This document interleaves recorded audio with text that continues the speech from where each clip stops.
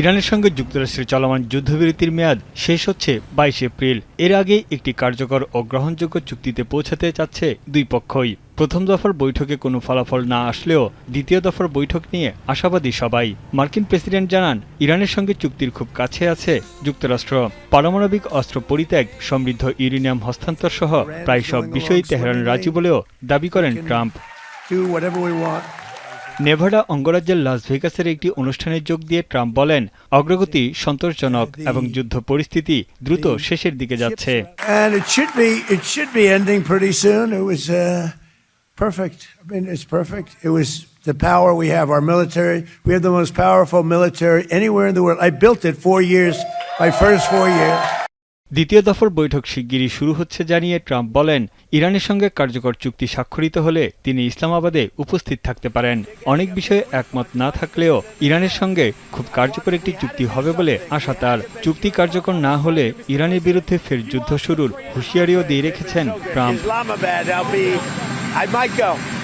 দুই পক্ষের মধ্যে স্থায়ী শান্তি প্রতিষ্ঠার প্রচেষ্টা অব্যাহত রেখেছে মধ্যস্থতাকারী দেশ পাকিস্তান। তেহরান সফরে গিয়ে দেশটির প্রেসিডেন্ট মাসুদ পেজেশকিয়ানের সঙ্গে বৈঠক করেছেন পাকিস্তান সেনাপ্রধান আসিম মনির। এর আগে আইআরজিসির কমান্ডার মেজর জেনারেল আলী আবদুল্লাহির সঙ্গেও বৈঠক করেন পাক সেনাপ্রধান। যুক্তরাষ্ট্র এবং ইরানকে আলোচনার টেবিলে ফিরিয়ে এনে রাজনৈতিকভাবে সমাধানের পথকেই সর্বোচ্চ অগ্রাধিকার দিচ্ছে চীন। ইতালির সঙ্গে মধ্যপ্রাচ্যের পরিস্থিতি নিয়ে মতবিনিময় সভায় চীনা পররাষ্ট্রমন্ত্রী বলেন, ধারাবাহিকভাবে একটি বস্তুনিষ্ঠ এবং নিরপেক্ষ অবস্থান বজায় রেখেছে বেইজিং।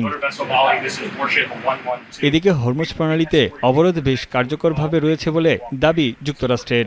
মার্কিন সেন্ট্রাল কমান্ড জানিয়েছে, ইরানের বন্দরগুলিতে চলমান অবরোধ কার্যকরে ১২টি জাহাজ, ১০০টি বিমান এবং ১০,০০০-এর বেশি সেনা মোতায়েন রয়েছে।